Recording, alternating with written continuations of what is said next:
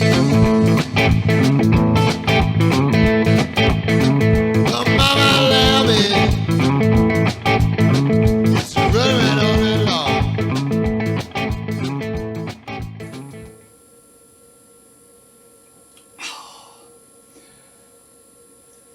hello internet, and welcome back to Dad's Shed. I'm John, I'm Dad, and this is my shed. I haven't done much over the last 3 weeks, and there's a couple of reasons for that, and I'll explain why, and I'll explain what I have done. It's Easter. Easter is the time that small people are home from school. So the children have been around for the last couple of weeks, which means that the only time I can get out here to do anything is silly o'clock in the morning, and that's not normally a problem, but I've also managed to go down with a chest infection. So for the last 3 weeks the only words you'd have heard from me was so I decided that probably wasn't worthwhile, and I didn't do a lot anyway, but I'll explain what I did do because it's been really useful. Now, I've got a job I'm about to start doing, and I've been doing some prep work for that, and that involved some work on the mill and some work on the shaper. And I've used the shaper to rough down the material, and I've used the mill to tidy it up at the end, and I've just put it in my heat treatment area to normalise it after that, before I start going any further. So it was quite a large chunk sitting in the shaper. So just roughing down a block of what was 40 by 40 black bar. I'm roughing it out on the shaper, and then I'll take it over to the mill and mill it with a face cutter. I'm going to take this block down to nominally 31 by 31. Yeah, really useful size.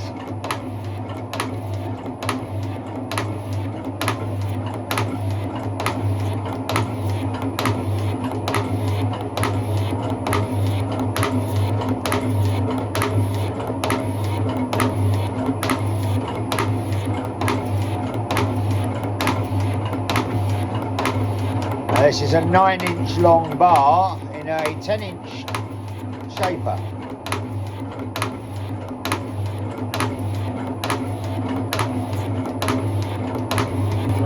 To help doing this, I've made a couple of quick and dirty machinist jacks using some 12mm bolts I have.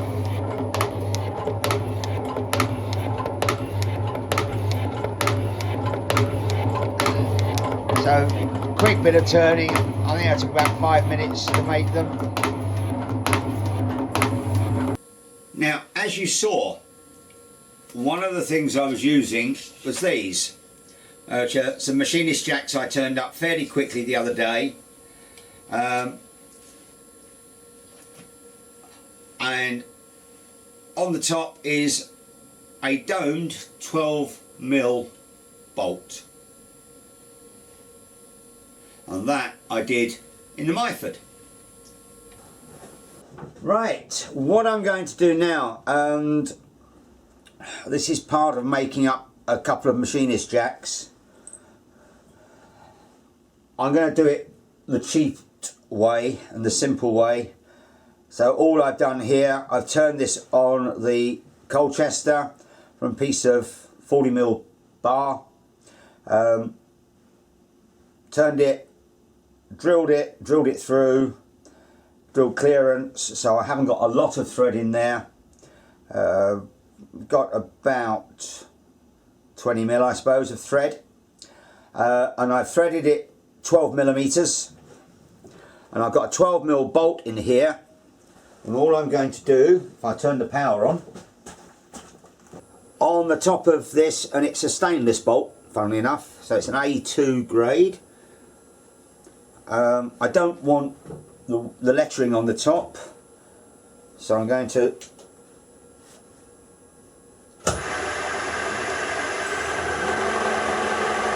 run up the Myford.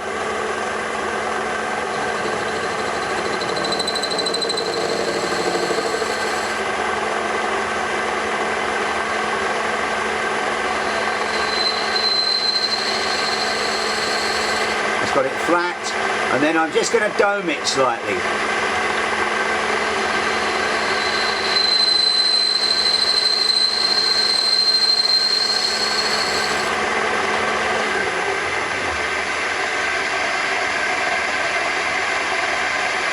So that is now slightly domed. I'll do a little bit more. Take it off the edge first.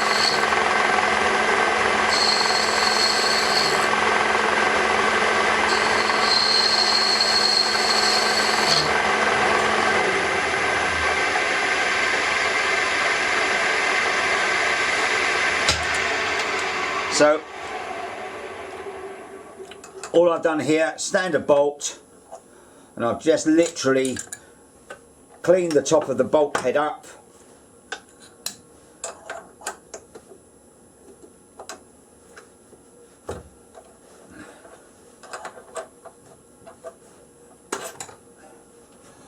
So that is cleaned up, and it's got a slight dome on it, so the centre is higher than anywhere else, and that will now screw straight into there. And it's fairly coarse. And as I said, the problem I had was that the shaper, for some reason, although I've clocked it in reasonably carefully, was giving me a slight taper end to end on the bar. And no matter how much I tapped it down in the machine vise on the parallel, it would not give me a taper. So what I did was making these up to support either end anyway, and I could just use a 19mm spanner to jack one or the other end up to take that taper out. But also, coming over to the mill, I needed to set parallel from the new face cutter I bought, which goes in the horizontal arbor. Excuse me. So what I wanted to do was to get my 9-inch bar, sit it in here and just skim the face, make sure it's flat and square and parallel. And I've got a couple of ways of doing that using angle plates, but my angle plates are either too small or too large, and I wanted something quick and simple. So I went on to the Colchester, and I've turned some of my 40mm bar down to just over 2.5 inches. Made sure the ends are parallel, drilled through at 14mm. That gives me plenty of wriggle room, so I can then bolt these down, put a parallel across the front of them, and clock it in to the mill. So I now know that these two cylinders are parallel to the axis of the mill, and if I've got something pulled back against it, the front face will be parallel to the back face. So quite simply, just put a parallel underneath to give some clearance, clamp down at either end, pulling it back against these cylinders, and I've been able to mill flat all the way along, and then just flip it over and do all 4 sides quite easily. So they've taken a few minutes, literally a few minutes in the lathe. These take a few more minutes in the lathe, and I've got 2 basic jacks and 2 units to set parallel in the mill. I've bought a couple of arbors and face mill, so I can face mill properly. The horizontal cutters I've got are all side and face cutters, so having a face cutter is going to be useful, especially when I finally get my new lower speed vertical head. They'll be really useful. So the vertical head's working fine after the work I did on that. I did notice I was getting some cutter marks on the horizontal spindle, so 2 days ago I took the back off, took out the inner race of the rear bearing, repacked that with grease, and then adjusted up the adjustment nut on the back of the spindle to make sure that I'd taken out any play, and that's given me a much better surface finish. So that hasn't been touched since I got this thing 25 years ago, so it's done very well, but it needed a bit of adjustment. So that was about a 20-minute job, taking that apart. I also took the opportunity while I was doing that to clean it all up, because in here you get a bit of surface discoloration, not really corrosion, and that's cleaned all that up. The other thing I've done, which you can't see because it will blind you, is I've put some new lighting in the ceiling.